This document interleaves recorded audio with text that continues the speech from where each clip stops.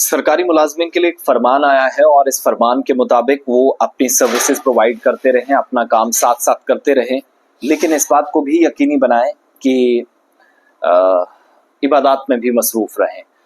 तालिबान अफगानिस्तान के अंदर एक नया ऑर्डर लेकर आए। पहले बच्चियों के लिए, खवातीन के लिए, फीमेल स्टूडेंट्स के लिए ऑर्डर्स आते रहे, लेकिन अब तमाम सरकारी एम्प्लॉयज़ के लिए एक मुश्तरका ऑर्डर निकला और उस ऑर्डर में सब लोगों को इंक्लूड किया गया है कि 5 वक्त की नमाज अदा करें, लेकिन बाजमात नमाज अदा करेंगे। अगर इस पर अमल दरामद यकीनी नहीं होता है, नहीं हो सका, इम्प्लीमेंटेशन तो होगी इसकी, लेकिन अगर इस पर अमल मुलाजमीन की तरफ से नहीं किया जाता, सरकारी सतह पर जो किया जाना है, कैसे चीज़ें होंगी, कहाँ पर ऑर्डर कब कितने बजे नाफिज रहेगा, नमाज की जो टाइमिंग है, स्केड्यूल होगा, एक कैलेंडर बाज़ाब्ता तौर पर औकात को मुकर्रर कर दिया गया है, लेकिन तो वो सरकार को सोचना है। बाकी अपने लेवल पर जो उसको काम करना है वो तालिबान ने कर दिया है। अब इस ऑर्डर में मजीद क्या चीज़ें कही गई हैं और जो सरकारी मुलाजमीन है जो यहाँ पर काम करते हैं वो ज़रा इस पर ओपिनियन अपना दे। 5 वक्त की नमाज बाजमात पढ़ना लाजमी करार दे दिया गया है और तालिबान के जो लीडर हैं बैतुल्ला अखुनज़ादा, उन्होंने ये नया फरमान जब जारी किया तो इसमें सरकारी मुलाजमीन को न सिर्फ 5 वक्त नमाज बाजमात अदा करने का हुक्म दिया, बल्कि इस ऑर्डर के मुताबिक तमाम सरकारी मुलाजमीन मस्जिद में जाएंगे, वहां पर बाजमात नमाज अदा करेंगे और बगैर किसी उज़र के बाजमात नमाज अदा करने वाले को सजा दी जाएगी, यानी किसी तरह की कोई परेशानी नहीं होगी, बिल्कुल ठीक ठाक होंगे, सेहतमंद होंगे, सही सलामत होंगे।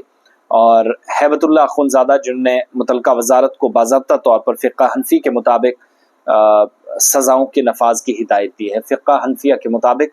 और अब ये सारी चीज़ें कब हो रही हैं?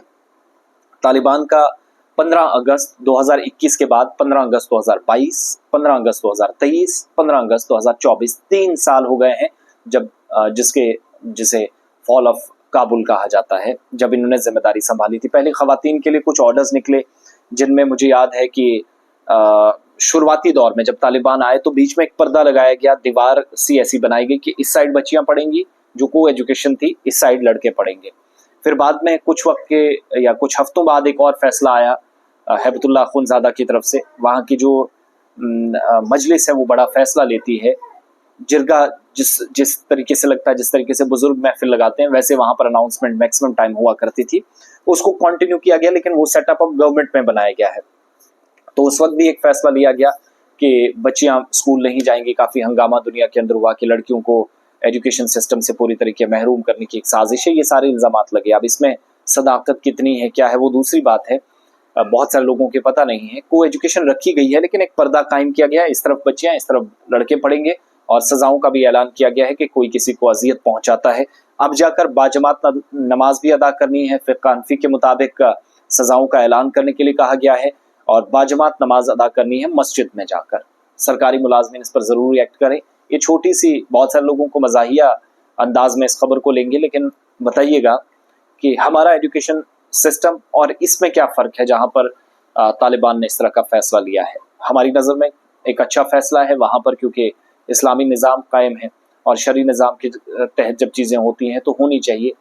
और बाकी यहाँ की जो सूरत हाल है वो हम सब के सामने है। यहाँ एक नया जो यहाँ दूसरे हिसाब से हैं, हर मज़हब के लोग रहते, तो आप किसी पर थोप नहीं सकते, तो इसलिए कोई आज़ादाना राय कायम करना चाहता वो भी रख सकता है, लेकिन अपना ओपिनियन पर्टिकुलरली जो गवर्नमेंट एम्प्लॉयज़ हैं वो दें। उनके लिए जो ये फरमान जारी हुआ है वो क्या सोचते हैं, क्या ओपिनियन रखते हैं।